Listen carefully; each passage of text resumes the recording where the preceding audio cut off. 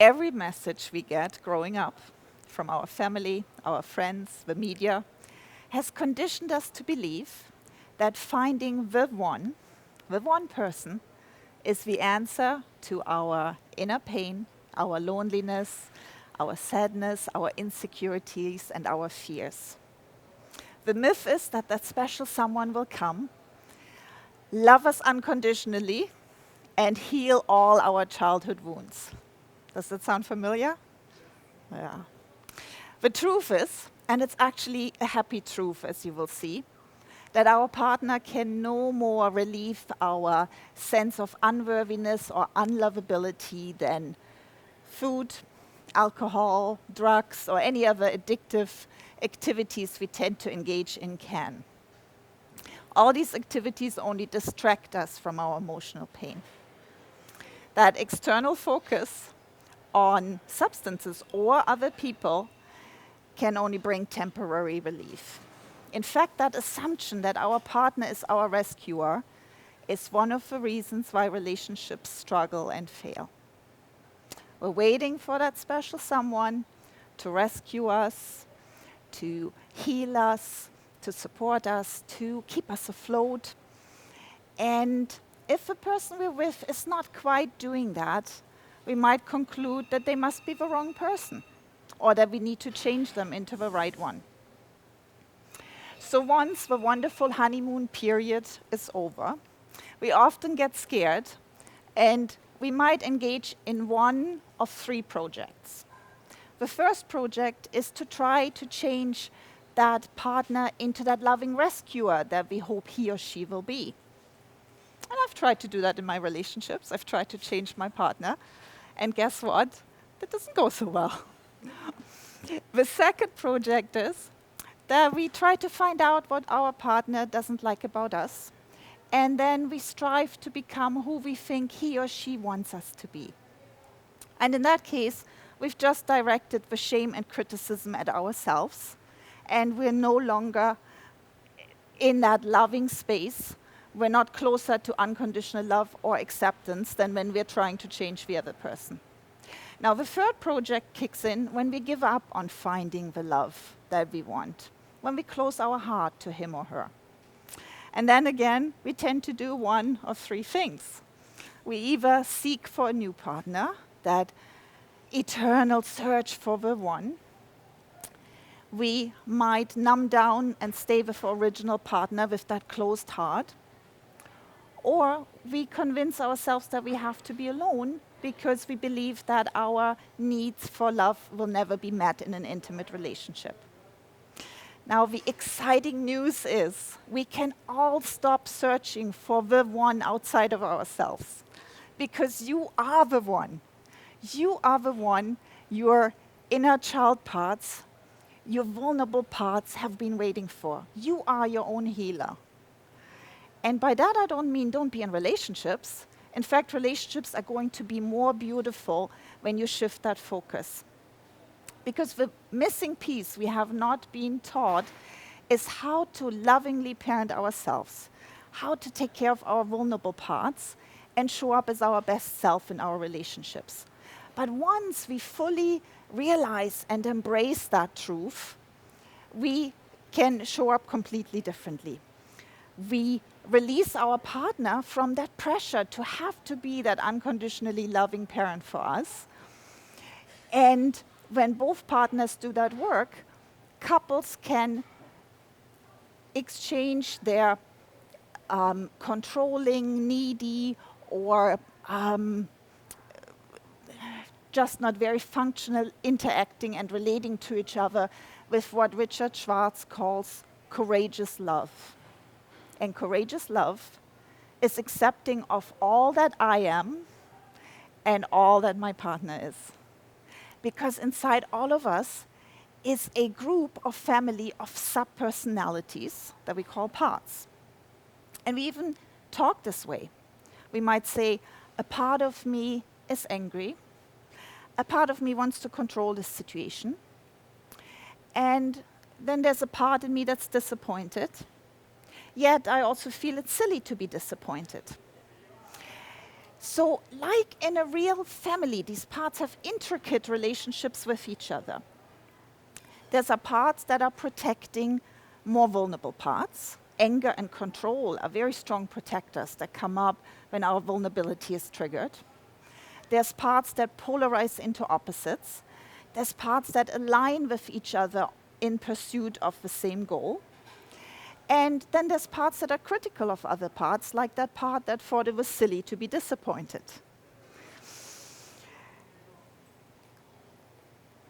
So when we explore these parts and their relationships and their functions, we can take care of those parts in us that feel vulnerable, and we can show up way more conscious in our relationships.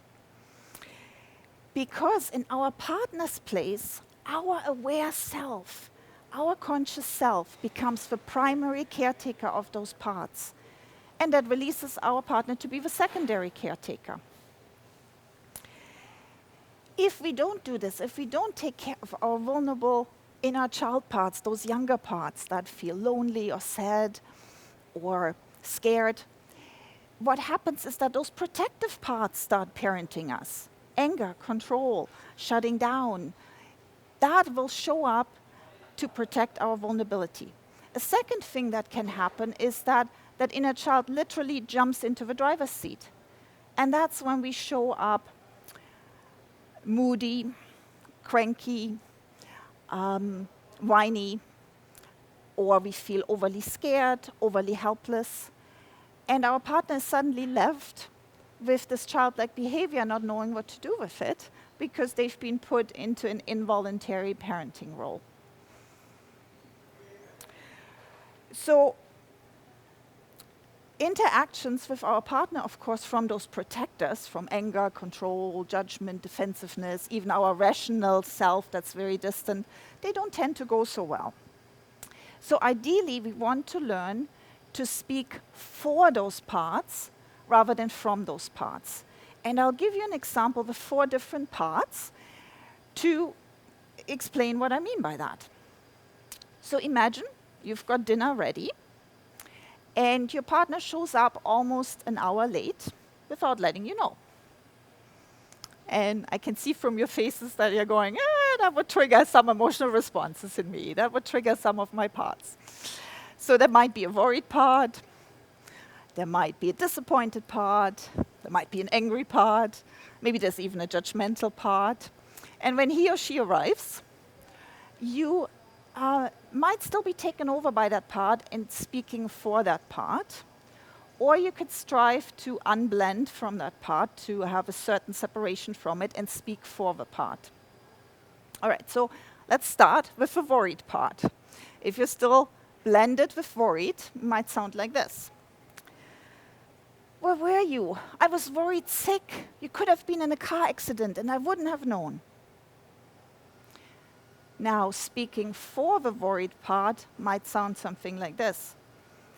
When you didn't show up, a part of me was worried that something had happened to you. Could you please let me know next time so I don't need to worry? Could you let me know that you're running late?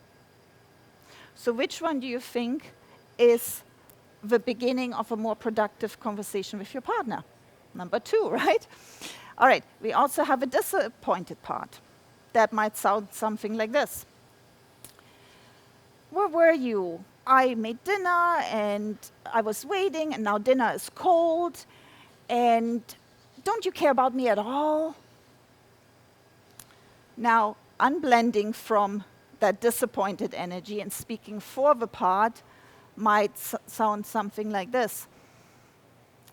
When you kept me waiting, when you didn't come, a part in me was really disappointed. And another part in me even wondered if you don't care about me. Again, which one is the better invitation for a productive conversation? The second one, yeah. So we've got an angry part. And I actually like this. I get to be a bit of an actor here. So let's see how the angry part sounds. You're so selfish.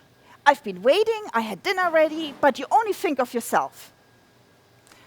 Or you could do your best to unblend from that energy and speak for the part. And that might sound like this. A part in me is really mad at you right now for keeping me waiting. We have one more part, the judgmental part. And that would sound something like this. You're so unreliable and you're so rude. You can't even show up when you say you will, and not letting me know, that was really inconsiderate.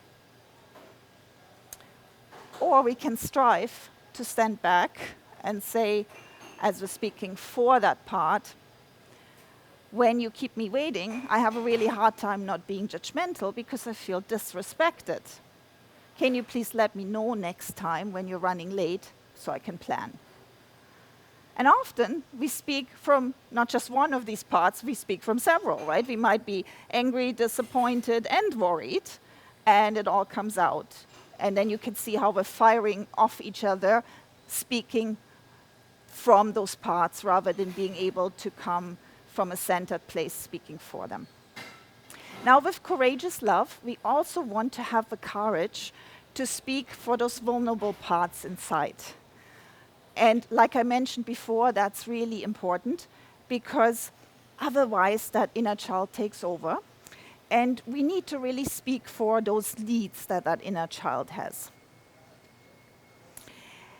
Now, internal family systems, or short IFS, founded by Richard Schwartz, is a psycho-spiritual model that perceives all humans as healthy and whole. All humans have inner wisdom and healing energy. And the healing entity in the system is actually our core self, our essential self that we're born with. That self is the natural leader of all our parts. That self is eternal and knows all.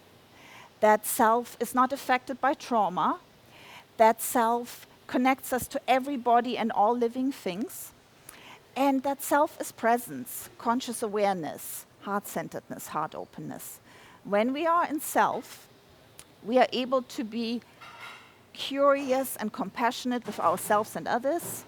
We show up as calm, connected, and confident. And clarity, creativity, and courage are present. Self is also characterized by love, by peace, by harmony, by joy, and gratitude. And the more we take care of our own parts from that self, the more we can also show up from that calm, connected, and compassionate stance with our partner. The awareness of our parts, of our natural multiplicity, is the best antidote to distant and conflicts in relationships. Because instead of believing that my partner is this angry person that shows up at times, or that controlling person, or that distant one, I can relax into the awareness that this is just a part of them, and that part actually serves the function of protection. And then we can, as a couple, work with our own parts, get back into self, into heart-centeredness, reconnect, maybe make amends when necessary, and show up much more lovingly with each other, and keep each other safe. Because if these parts are protecting us, it's all about how can I keep the other one safe. But not only does this knowledge of our multiplicity help us to navigate storms, when one or both of us are taken over by a part, for example, but it also deepens the intimacy and love. Because we all have fears that once we have exposed those parts that cause difficulties, that we will forever be seen by the other person as somebody with character flaws. But if both people know this is just a part of the other one, a part that actually needs empathy and acceptance, it is so much easier to be loving and compassionate with each other. So as we learn to love and accept our own parts, we also learn to love and accept all parts in our partner. And there's something truly magical about being able to trust that all of you is welcomed in a relationship.